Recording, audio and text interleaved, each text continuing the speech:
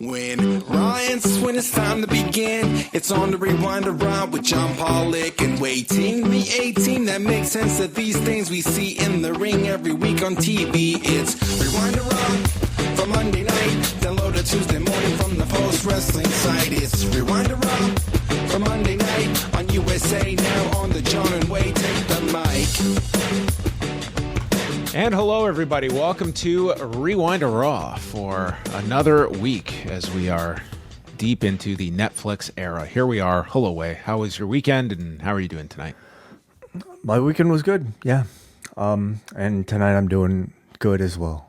Good all around. No complaints. I'm very happy to be here. How are you? Wow, that's perfect. That sounds wonderful. Yeah. I mean, I'm alive. Be really tough to talk to you if you were not. No. Yeah, no, I'm doing well. John, how about yourself? I'm doing great. I've read a lot of court filings today. So stick around for the news. It's going to be a fun one. I mean, I look forward to it. Yeah.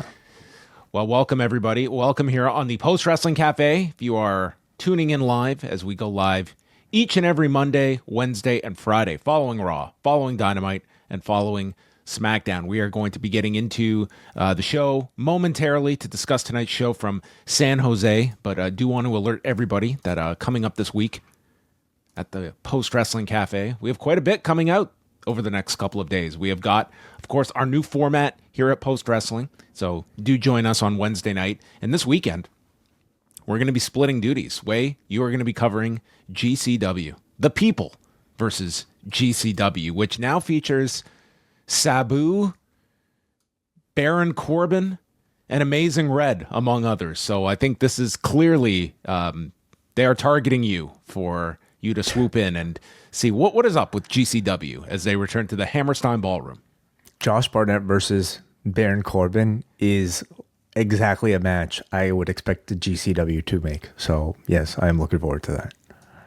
Meanwhile, I will be watching TNA Genesis with John Cena, where it's going to feature Nick Nemeth against Joe Hendry, and somehow I feel everyone will be talking about Tessa Blanchard on that show as well, as she will be taking on Jordan Grace. So that is going to be coming out. So the GCW show will be out Sunday night for Cafe members.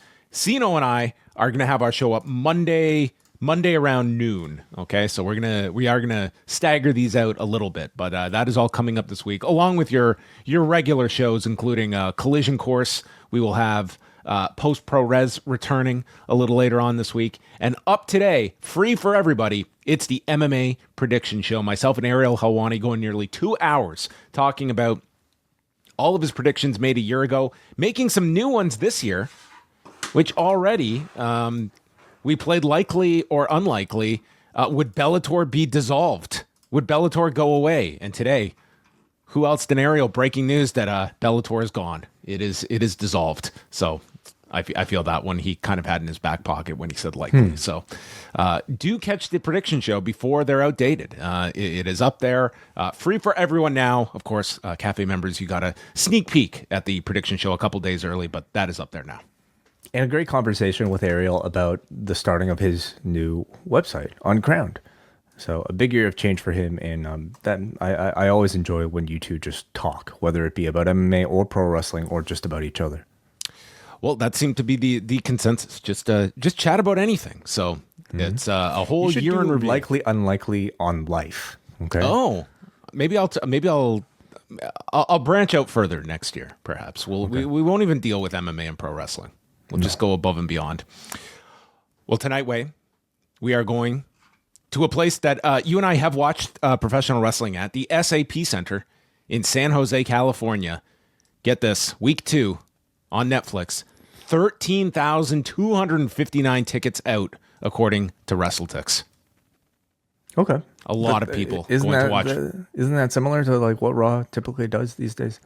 I mean, it's not as many as they did last week, but I mean, 13,000, that's an incredible number regardless. Very, very healthy numbers. And I think like 3 of their next 4 shows have already hit 10,000 as well. Like they're hot folks. They're very hot at the moment.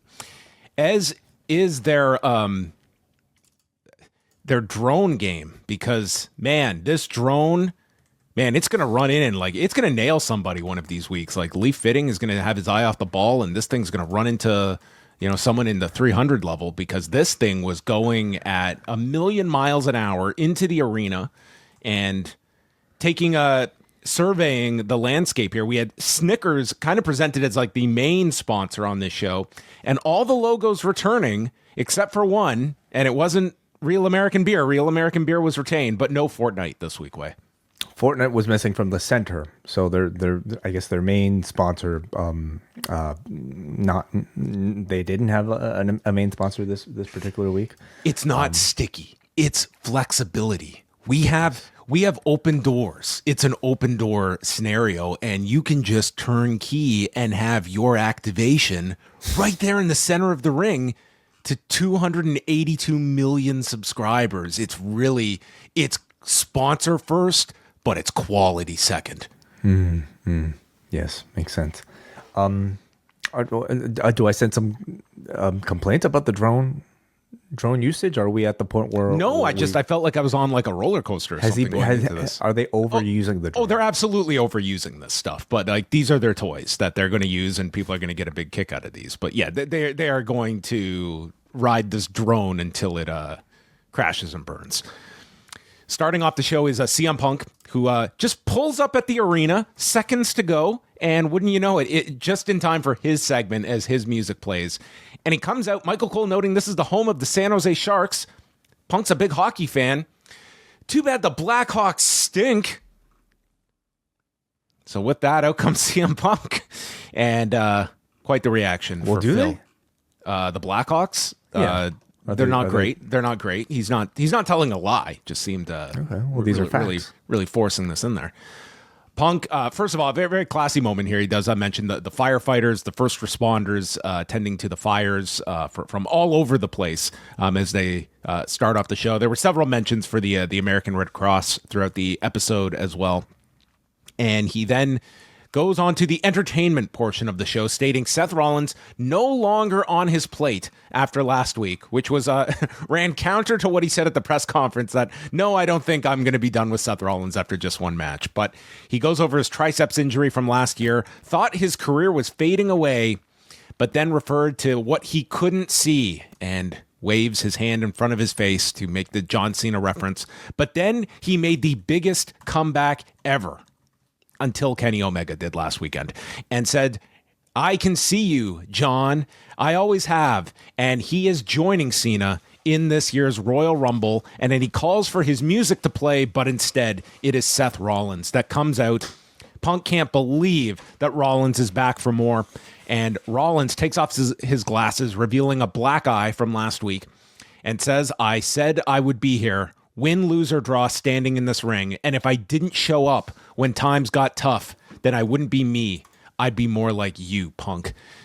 And Punk just snaps back, but I'd be the winner still. And Rollins says, I would rather be the worst version of myself than any version of you. Last week, the worst loss of my career. The only way I can seek redemption is taking your WrestleMania dreams away. So Rollins, too, is entering the Rumble. And Punk states, you're taking the easy way out, trying to just throw me over the top rope when you couldn't beat me. And then joining the party is Drew McIntyre, who comes out.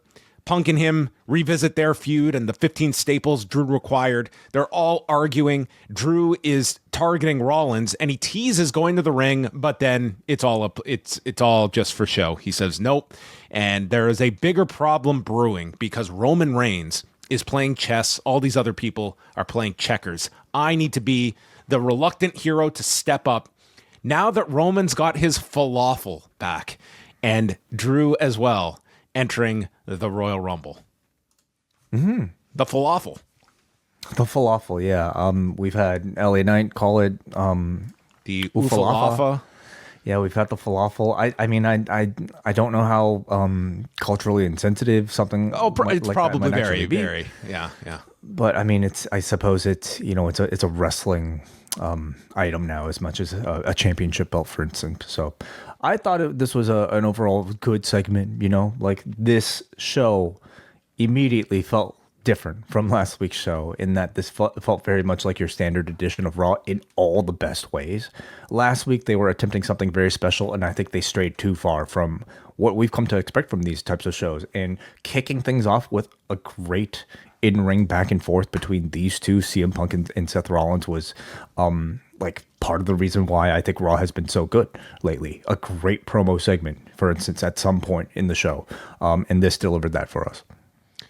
Very strong segment, and again, they're really building up, especially this men's rumble with all these big names that are now attached to it. You've got Reigns, Cena, Punk, Rollins, and Drew already. Jey Uso and LA Knight, they said as well on commentary. Oh, okay, they're in there too. Well, that's kind of, I guess Jay's already presumptively getting ahead of Saturday night's main event and realizing I'll need to be in this rumble. Well, you need to just, increase your chances as much as you can. You got to pad out your chances of becoming champion. Yeah.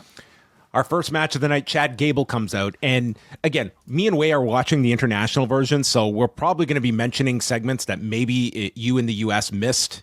It's because it's airing during the international versions. If I find them to be really just of no consequence, we might just skip over them, but there are. How did you find, first of all, just like watching this international version? Because I'll say they don't give you a whole lot of like breather room on this show. If you are like, you have no match interruptions, you have pretty much like the commercial breaks are shorter anyway from when they were on cable, but they're filling them up with like interviews and stuff. How long are they from what you're sensing? It feels like, I know on SmackDown, because we had the countdown, the countdown clock, and they were sometimes up to 4 minutes. But tonight, I mean, they couldn't have been more than 2.5 minutes is what they felt like to me. They felt very short, but I don't know the exact length of them or if they differ. So I actually, as a reviewer, I hate them because it means I have less time to use to catch up. Like typically when I watch like a WWE show, it's like, okay, I could get these 3-minute chunks, just to kind of pad out my time. This makes it a whole lot harder when they actually have content for every single segment. But as if I was just watching this and not taking notes, I think I'd really enjoy it, John, because it's essentially you're kind of there live, and whatever they might do in arena to keep the audience's interest, to keep them up through these commercial breaks, they're showing you. And I imagine they're probably even doing more now in those segments. They're putting some real effort into like making this sort of exclusive content for these international audiences. Well, it's a huge audience that is watching this globally. Like these segments are going out to a lot of people, so you do have to put like. So if last week's numbers are to be believed, what 2.4 million people are international, right? 2.4 million was the estimate of homes in the U.S. Well, 4.9 wasn't 4.9 the 4.9 was the homes worldwide. Yes, okay, so worldwide. Half is international. So that's it was always going to be a very significant portion that you would have to cater these to, and we certainly got the sense tonight like they do have this flexibility on the time, and I do feel there's going to be, not to say it was like a giant issue, but I think for their main events, I think it is going to add some intrigue to these main events, that it's not going to be 20 to the hour or 25 to the hour. And this is going to be a 25-minute match that if it's not clicking, you're that this is going long. You don't know when it's going to end. And I think that is, and there's no reason a match needs to be stretched out to be 20 minutes if it doesn't call for it. Mm-hmm. Yeah. So, we get into Chad Gable, who cuts a promo on the crowd. His bucket list this year includes winning a singles belt, and the lights go out, and wouldn't you know it, Penta makes his WWE debut that Michael Cole calls the worst kept secret in the business, from the company that had already put out his merchandise today. So they were hardly trying to run away from this either. His family was obviously in the front row because they go to this girl who is just in tears crying, and with all due respect to Penta, I could not have imagined that being just a common reaction from a random fan. But yeah, his whole family was there in the front row. He, went up to them after the match.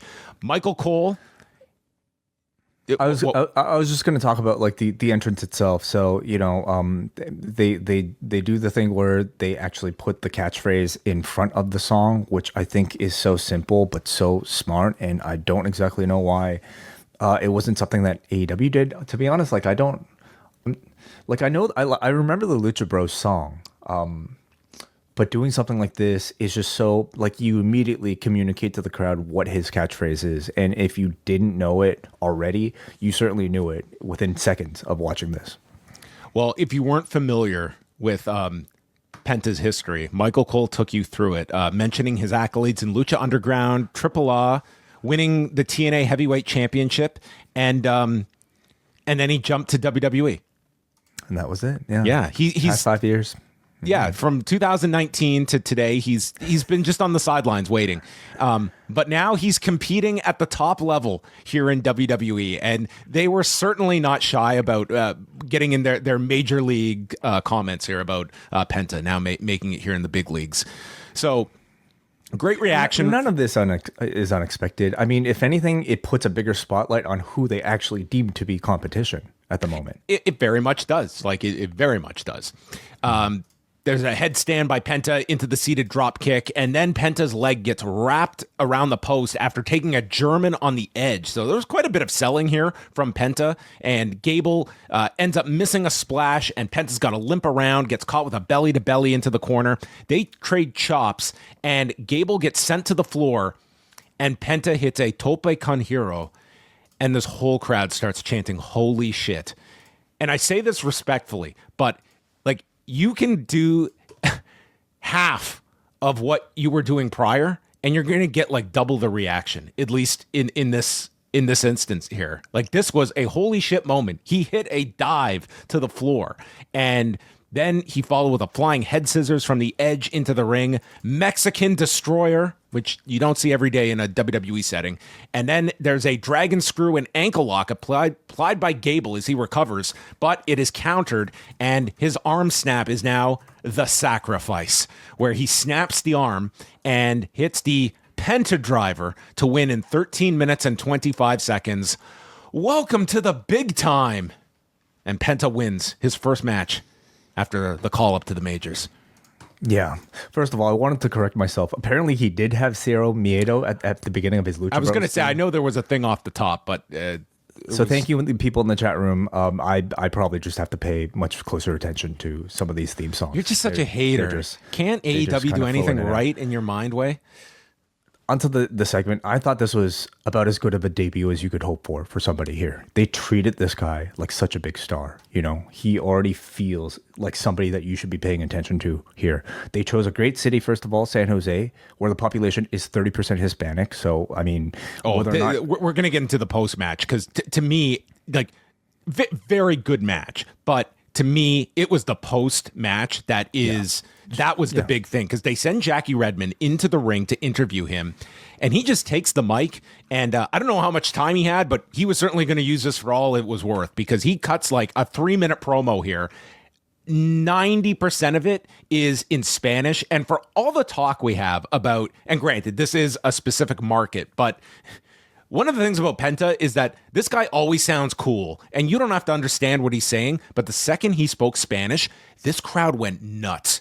And it was such a huge reaction when he stopped speaking English. And to me, it was the promo afterwards, and you didn't need subtitles, and you didn't need a manager. But he sounded great. But more importantly, this audience took to him, and they were as much into this couple of minutes afterward as they were the match. And I was just so glad that they opted to do that as opposed to give him the win, gets the pop, and no one would have been complaining. But having that added to the end, I think, was the more important aspect of getting over to this WWE audience on the first night.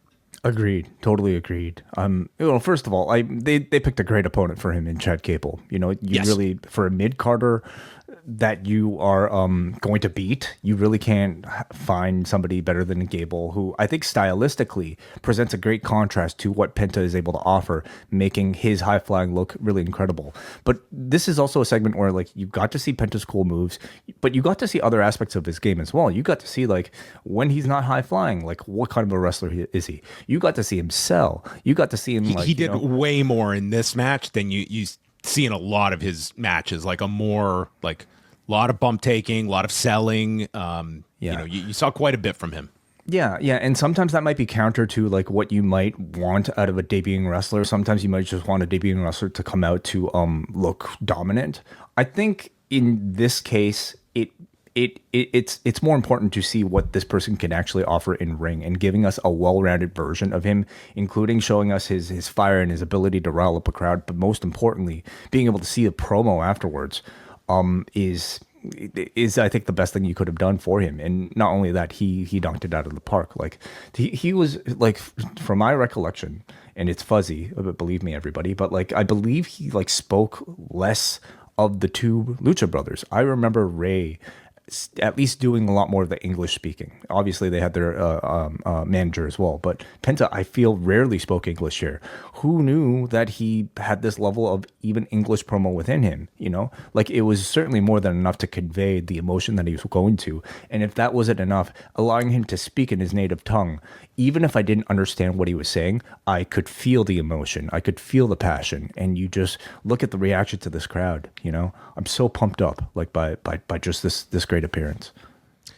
The one negative I had was like 3/4 of the way through this match and just thinking to myself that I really blew it when it was known he was leaving AEW, that we didn't use the headline, Penta, gone. Somebody did. Someone me. did? I'm pretty sure I even might have like in one of these banners. And I'm glad I didn't. I'm obviously not that clever. There we go. Very strong debut for Penta, and probably will be a very strong merch seller for them as well, as they already were getting everything out today online. So they've been looking for this next Rey Mysterio for a very, very long time. You know, like we tried with like a Del Rio. They've tried with numerous other people that they've brought in. Penta presents already, I think, the closest they have to potentially reach that level. We'll see. We will see like where he can go. I mean, certainly the first night in, you knew it was going to be like a big reaction. They did a very effective job of promoting him, and we'll see where his trajectory is. But he's coming in with a lot of momentum, and this was about as great a reaction as you could ask for. Then Judgment Day is in the back. We're continuing problems between Balor and Liv, as Balor sarcastically states that Liv will once again be women's champion. Dominic apologizes to Liv. He's got roses for her right out of the Eddie playbook. And Liv says she's not mad about last week, but sends Dom to go get her and Raquel's bags and then just tosses the roses at Carlito. Balor is out for revenge on Priest tonight for him costing him and JD the tag titles, and JD is going to go to Adam Pearce. They want a rematch for the tag belts, and Balor also instructs Dominic to stay back here tonight and sort things out with Liv. So we would not see Dominic out there for the street fight. Then Kathy Kelly spoke with the Pure Fusion Collective this during the commercial break, and they do not feel bad about what they did to Kairi Sane, taking her out. They note the transfer window is open, and Stark is coming for the winner of Dakota Kai and Lyra Valkyria tonight. And that was the extent of the Pure Fusion Collective tonight. Daniel Cormier was taking in the show, as was Braun Breaker. And Sheamus and Ludwig Kaiser is next. And Sheamus gets knocked out by the inflatable super titanium desk. Kaiser runs around the ring and just drop kicks this dude into the barricade. And we come back. Sheamus is hitting the 10 beats, white noise off the buckle. And then Kaiser grabs the shillelagh, turns around and gets drilled with a knee. And as Sheamus is signaling for the brogue kick, Kaiser cuts him off. But then after Kaiser misses with the kick, then Sheamus has the opening to hit the brogue and win in 8:48. And it's Sheamus getting into it with Braun Breaker on the floor. And we will get to their match coming up a little later on when that was announced. Mm-hmm. Good match, I thought, as these two, typically have. Not as hard hitting as I feel like, what we typically get out of these Sheamus matches, but still very satisfying for a TV match, I would say. When I saw these two get under 9 minutes, I could really tell they're not just going to be putting stuff out there and just overstaying their welcome on these Monday nights. Like, I think on Fridays they will, but Friday these two would have gotten a 60-minute draw. But on Monday, does really spell the difference. I mean, maybe that was just a bad example of a Friday show, but man, Friday just felt like it was so lacking in just important matches or just star power. And this show felt like I thought struck a much better balance for all. I think they're obviously gonna have like their minimum. I don't think they're ever gonna give you like 90 minutes, but I don't think they're gonna be out there and just, we can go as long as we want. I think they very much are gonna have the idea of leave them wanting more. SmackDown, they don't have that luxury. They have to go 3 every Friday night, and I'm hoping we get a much more improved show after Friday, which was a slog to go through. I also sense like the stakes are a lot higher on Mondays in front of like a brand new audience and a new partner, that they really want to impress. And this is where all the stars are being placed. Like you're going to get your Cody, and you will have stars on SmackDown, but like it is very, very clear what is the priority show, and honestly, it should be right now. They're still in the honeymoon phase where they're trying to be on their best behavior with the partner. Whereas on Fridays with USA, I mean, listen, like they're essentially married. Will we ever see Bella Bajari and Ted Sarandos at another episode of Raw though? I'm going to say no.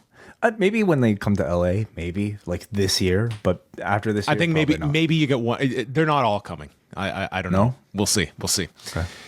Kathy Kelly speaks with Seth Rollins, and Adam Pearce has made a match. It will be Rollins against Drew McIntyre in a WrestleMania rematch next Monday. Rollins walks by, and Zayn comes up to him and states, "I'm sorry about your loss to Punk last week, if you want to talk about it." Rollins says, "Yeah, it was a pretty tough week for me, but not a tough week for your boy, Roman Reigns, who won back the Ula Fala, and you helped him. You helped him just like you did War Games. Are you going to also help him win the Royal Rumble? You're also going to help him win the title from Cody? Or are you going to help yourself?" And left something for Sami Zayn to think about, and realized, you know what? It's time for me to wrestle The Miz. So he took a lot from this advice from Seth Rollins. You got to start somewhere, right? Well, yeah, that's it.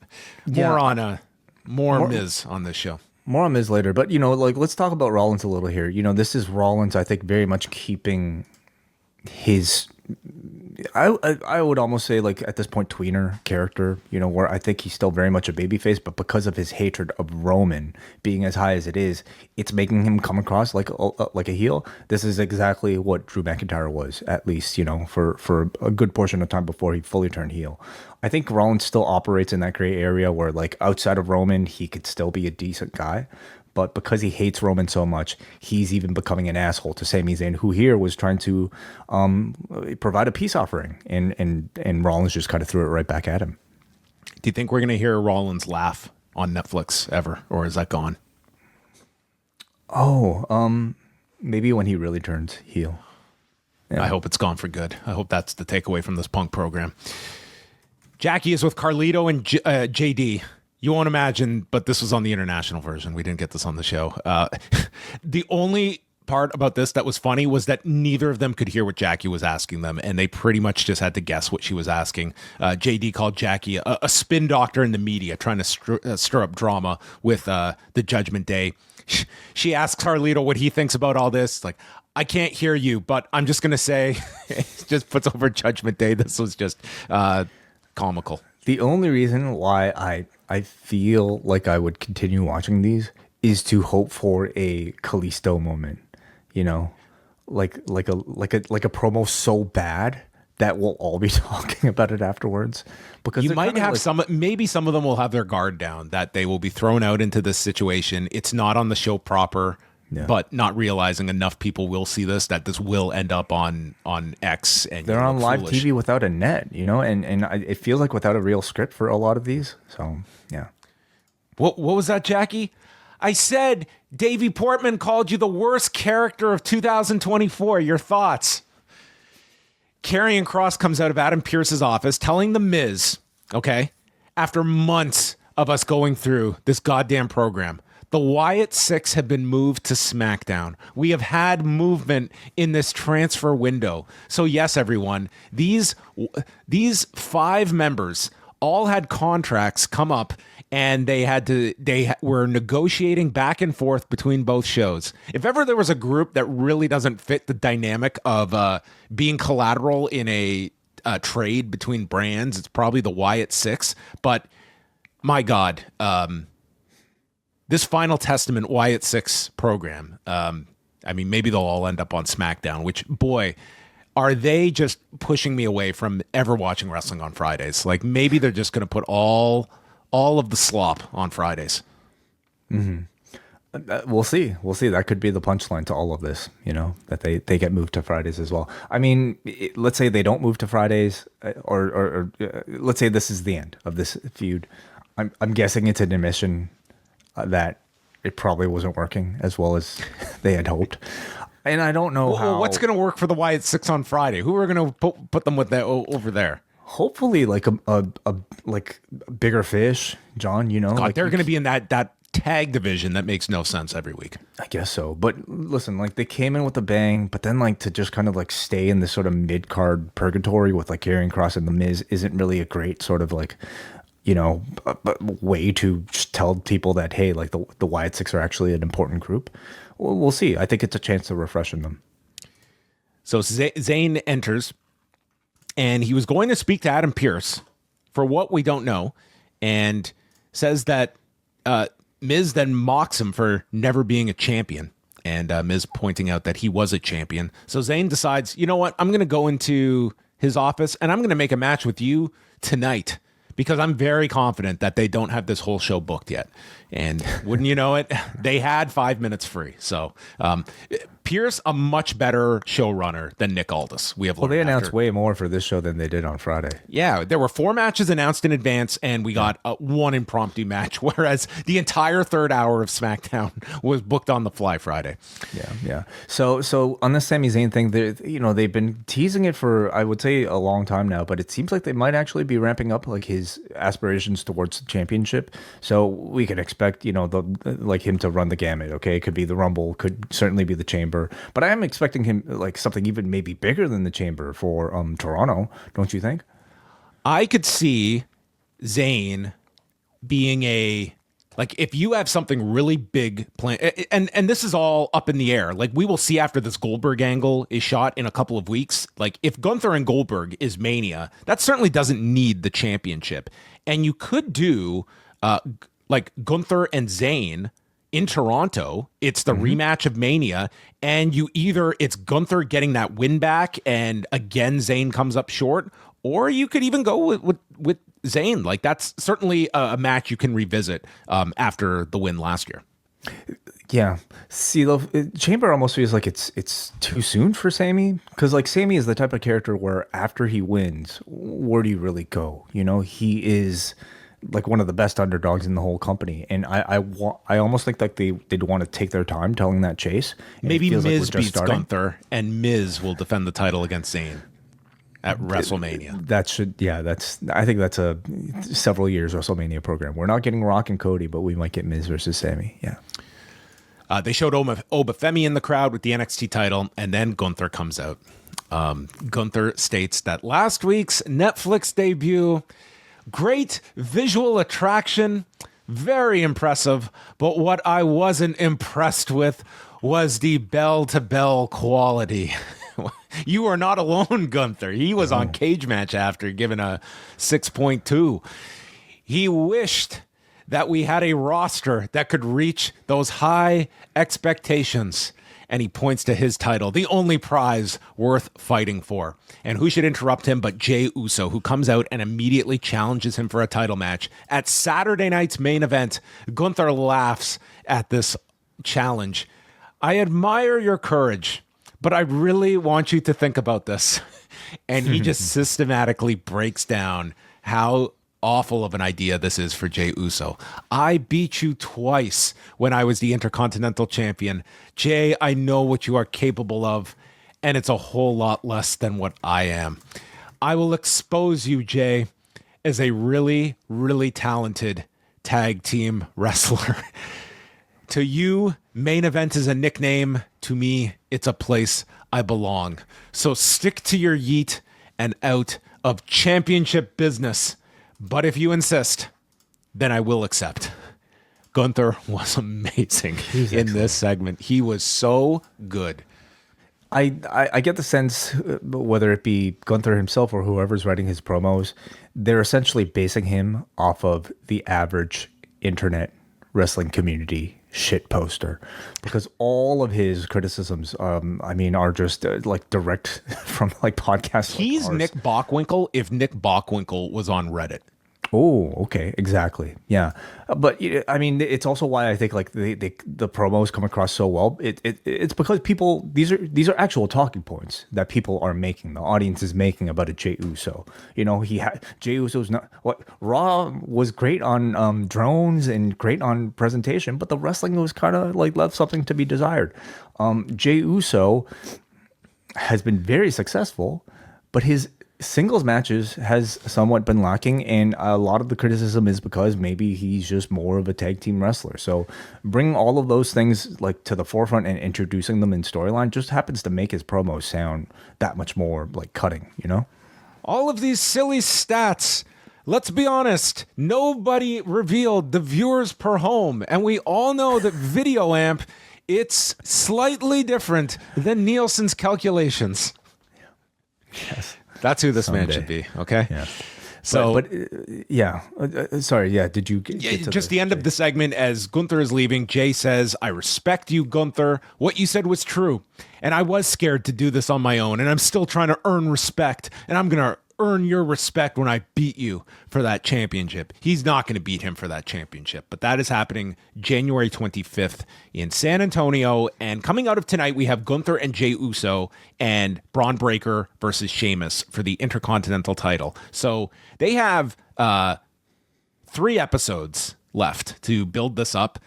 I would say out of the gate, this certainly feels like a dialed down version compared to the Saturday night's main event of last month to me. As I think we would expect, right? Like first appearances are always going to be that much bigger. This seems to this is not the time for a Saturday night's main event to me. I feel you put all your 6 hours. Well, I don't know if there's ever going to be a time for more hours of WWE, but you put all your eggs into this basket on Netflix, and every Monday you need to be building up these first couple of weeks. Mm-hmm. And you got to put on a satisfying 2 hours to draw on network television. It is a good window for like a last minute hype for the Rumble and such. But just remember, it will be 3 hours on Friday night leading into 2 on Saturday before coming back for your go home Netflix show on Monday. And then you're into the Rumble weekend. So this is 2 hours, and we'll see what makes this up. We had 4 matches on the last show, so we'll get something else on this. But this feels like this is the Raw contribution to Saturday night's main event, and I would assume Friday they've got to finalize this card. Yeah, it's a lot of content. Which if you get, I'm thinking we could get like a Cody in a tag kind of thing, like Cody and someone against Owens and Drew potentially. Maybe you get Cody teaming with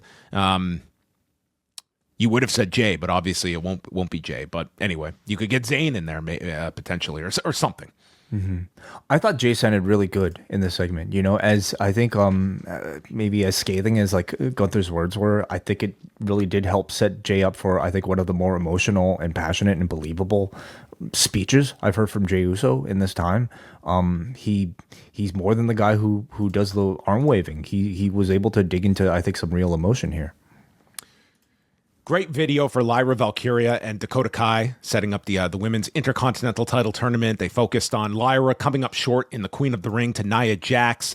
Kai coming back from injury, but she doesn't want to talk about the past because she has what it takes. She's never been more confident than she is right now.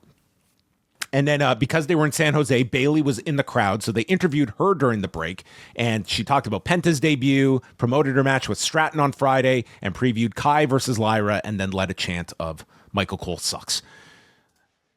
Lyra, Valkyria, Dakota Kai finals of the Women's Intercontinental Title Tournament. They did mention that we did have one female Intercontinental Champion in China in 1999. But this So you can't say first women's. They can't say first champion? women's Intercontinental Champion because there is technically. But you can say the first holder of the women's Intercontinental Championship. I'm sure they will have that qualifier every single time they reference Lyra Valkyria from this point forward. I thought Lyra Valkyria, first of all, in particular, I thought Lyra really shined in this match. She just really stood out to me in this match. But Kai catches her and drops her like front first onto the apron from the floor. And they go onto the edge, and Lyra hits this vertical suplex off the apron and just crashes onto the floor. So we continue on the international version. Lyra catches the scorpion kick, but Kai still manages to boot her multiple times, and we get the chiropractor for a 2 count. The GTK gets caught, so Kai then executes a Liger bomb for a 2 count. Lyra comes back, hits a leg slicer off the top. The scorpion kick lands on Lyra, stomps the neck, and then goes for the GTK, which connects, but Lyra rolls to the floor, and the crowd can't believe it. Dakota Kai screams in frustration, and Kai misses the running boot after pulling her back in, and Lyra catches her with a sling blade out of the corner into the Nightwing, and Lyra wins in 8 minutes and 31 seconds as Adam Pearce presents her with the belt. And I will say this way, for what you felt was needed to establish one of these secondary titles with somebody that can be that kind of solidifier of the title, that felt to me like Lyra Valkyria is someone that they can put this title on to really give it some credibility off the bat. But also, I mean, this is something big, like the most significant thing Lyra has had since being called up. Yeah, very much so. I thought it was an excellent match, and it's rare, I think, like when they announced that this was the finals, I was a little bit surprised because in terms of star power, I thought this was a pretty lacking pairing. Like Dakota has had some, decent airtime, but Lyra has almost been like missing, at least in terms of, being a relevant character since Queen of the Ring, which was last summer. So a little bit surprised that they would do this, and I almost wondered like how well it would get over with the crowd, but this crowd loved it, obviously because there were stakes attached, but also because these two delivered a really, really good wrestling match. Might have been Kai's best singles match I've seen of hers on the main roster. I think she's been very underrated since she's come back from her injury. She's done really well. And Valkyria, I think, has always been excellent. You mentioned the U.S. title that Chelsea Green is holding. I almost see this as like an opposite direction of what they're doing with Chelsea Green, in that Chelsea is very high on personality, but pretty low on in-ring credibility. Like she can wrestle, but she's not booked to be a great wrestler. She's not even booked to be a threatening wrestler by a heel who cheats, for instance. Lyra is sort of the opposite. Like she's great in ring, but I would say at this point, very little connection with the crowd as a personality. Ideally, you have somebody who's capable of both. And as champion, like as a top champion, you kind of need to have both. Hopefully, these title runs will kind of like fill in those voids for the others. Hopefully, like I want Chelsea. Like I'm happy with Chelsea with champion, but I want her to show a bit more of an ability to look threatening and credible as an in-ring performer. Even if she's going to cheat, I don't really like the comedic type of cheating. I want her to cheat and hurt somebody. You know what I mean? And I hope this spotlight can help Lyra find, like a part of her personality that might be able to connect with the crowd. Kathy Kelly spoke with the New Day during the break and are asking them when they will be back in the ring, and they complain about being ignored week after week by Kelly. They're the greatest team ever, but they've been forced out of the locker room by locker room leader Ray. They will be in action next week, and then when Kelly has another question, Wood says, sorry, we're out of time. The Miz and Sami Zayn, shortest match on the show. Miz gets caught with an exploder, and then the haluva is cut off. Miz hits the DDT, and then Miz blocks a blue thunder bomb. Skull-crushing finale is countered. And then Miz goes into the corner and gets caught with the haluva and the blue thunder bomb, as Michael Cole calls, folks, Sami Zayn has just got a win with the blue thunder bomb. I mean, Christ, that never happens. So Sami Zayn gets the win with the blue thunder bomb. His alternative finisher. Yeah, his secondary finisher, I guess, which it's not even a finisher. It's more of a signature move, right? Yeah, that's it. Yeah. But it seems like a match just put in place to maybe pad out Zayn's record so that we can potentially get ready for some sort of title campaign of his. The record's reset at the beginning of the year, so he gets the win. Video package for Logan Paul. He wants to be the face of Raw. And then Rhea Ripley comes out, and so she comes out, and before she can even get going, Nia Jax interrupts.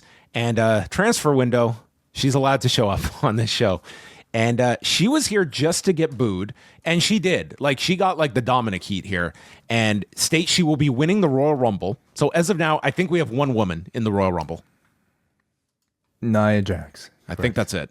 And she will take whatever she wants. She addresses Bayley in the crowd, insulting San Jose, and she's the top woman in this division. As Bayley then hops the barricade, asks Rhea for permission to enter the ring, and then Jax proceeds to shove both down, and then they fight off Nia, and they're left together. And in the oh-so-subtle WWE way, Bayley is just eyeing this championship as Rhea holds it up. And if it wasn't for like obviously involving Bayley here in San Jose, if it wasn't though for the looking at the belt, it was like, this just felt like a dark segment that ended up on television. But I think there was a purpose for this by the end to indicate something. And Bayley, they have continually been hinting at moving to Raw, so I could see that happening. Yeah, could be that. Certainly the Rumble. Everybody, should be having a moment like this looking at the championship. It could just be as much as that. But this figured it into a way to give the hometown person a spot on the show. Yes. It was odd. She's eyeing this belt, and she's got a title match on Friday, though. She, again, you want to just hedge your bets. You want to keep all your options open this time of year. Mm-hmm. Next week on Monday in Dallas, they have Seth Rollins against Drew, New Day in action, and JBL will appear. Maybe he'll enter the Rumble. Quite the lineup. We have one match. One match where we know the opponents. New Day will be in action. And JBL. This is... Will JBL be talking about GCW at Hammerstein? Maybe. Oh, that's a great question coming up. I bet he enters the Rumble, probably. Like, what other purpose is there for him to be on Raw next week? Maybe he'll tell us what he's been whispering into Nick Nemeth's ear for the last year. I don't know if he enters the Rumble. Like he'd be more of a surprise, don't you think? Maybe he'll be there to sell us some beer. Maybe he's going to promote that new that Jim Londos book he wrote the foreword for. Yes, on Netflix. I'm in the middle of. This is excellent book, by the way, by Stephen Johnson. I recommend. Jackie speaks with Ray during the break. It's like, hey, you're a luchador. Penta's a luchador. What'd you think? He's like, well, I've known Penta for a long time. I always thought his true home was here in WWE. Yeah, I'm very happy. I guess that Penta got this. Boy, like would I hate to be in the same room with Ray Phoenix as this debut was going on, because I'm sure he was just, he's probably got a tweet ready, that he's being told to delete at the moment. Probably just send it. Keep it in your notes app. You know what? That's what WhatsApp is for. Send that to your friends. Don't tweet it. Mm-hmm. Damian Priest and Finn Balor is the street fight main event. Priest is awaiting in the ring as he's waiting with his kendo stick, but he gets blindsided by Balor, who comes from behind with his kendo stick. And the super impressive titanium desk Balor's thrown over top of, and Priest brings out a table, and then they fight into the crowd. We get trash can shots to the head of Balor, and they make their way to a balcony where Priest launches Balor with a broken arrow over the balcony through these tables full of equipment, and Balor is dead. So the EMTs come out to place him on a stretcher, and there's this long delay as Priest waits in the ring. Judgment Day is out, but then Priest, he gets bored, so he decides to just go and attack everybody and rolls Balor into the ring as the match continues. And from there, we had the South of Heaven that was prevented with a backstabber by Carlito as Carlito and JD attack. Can you just finish this quick recap, Way? I'll be right back. Sorry. Oh, okay. So Carlito and JD attack, and basically they hold Priest down until, of course, the War Raiders show up, and they come out with their biker outfits, and they just look badass. Ivar comes in, does his cartwheel, spin kicks. They deliver the War Machine to JD McDonough and just lay these two goofs out of here. An excellent spot for the War Raiders. The War Raiders were... I came in there like a War Raider just to kind of clear the ring for you. And then everyone disappeared afterwards. Yeah. So we're left with Balor and Priest. And Balor puts a chair around Priest's neck, and he goes for the shotgun blast, but Priest rises, hits the South of Heaven, Balor kicks out. We get 2 tables on the floor. Coup de grace puts Priest through one, but then Priest comes back after tackling him through the timekeeper's table, razor's edge through the table, and pulls Balor into the ring, and he sets up for South of Heaven, but not without a story-ending dialogue. Always my favorite way. This might be an award we end the year off This was his "I'm sorry, I love you." Yes. This happened to me once, so I was on the receiving end of this. I am not my brother's keeper. And Finn was probably like, oh, okay, I guess I'm screwed. And he hit the South of Heaven. 1, 2, 3. Damian Priest wins. Oh, More dialogue before finishing maneuvers. Moves are way more devastating if you can add a catchphrase ahead of them. Is that going to be his catchphrase? I hope he uses it a lot more. I'm not my brother's keeper. Maybe. Yeah. The biggest shock to me about this match was seeing the graphic to close the show. I was like, what the fuck? There's like still 20 minutes left before 11 o'clock. They're ending the show right now. This is amazing. Anyway, match itself was excellent. It was very, very good. You know, this was they put like a lot of their Bronson Reed, Braun Strowman type of like stunts into this match. You had the broken arrow off the balcony through the table. They threw in 2 table spots. They threw in the barricade spot. It was just this sort of constant, varied activity that made this match feel very much like a anything goes like atmosphere. Very visually captivating stunts, and they crafted, I think, a great moment for the War Raiders, who are still very much in a phase where they need to be developed, where they need to gain favor from the audience that still largely, at least to me, thinks of them as like the karaoke singing, chicken eating team. But this made them look very cool. I love the continuation of the Damian Priest tandem here. I have to think, as John tries to reconnect, I have to think that this was some sort of big emotional moment for these two closing it, because after this pin here with Damian Priest and Balor, you could see Priest lower his head to Balor to whisper, as you know wrestlers often do, but Cole called this as if this was the very end of this feud. And knowing what these two people had to go through, have gone through over the years together, I imagine this was like a pretty big emotional moment for the two of them. I'm sure a lot of nice gratitude was sent over to Finn Balor's way. But yeah, I thought an excellent street fight, very entertaining, and what a way to swing the tide back to, I think, positivity in terms of my own interest in the WWE this past week after two like a very visually and financially impressive show on Monday, a very disappointing show on Friday, but now I think a very good edition of Raw on Monday.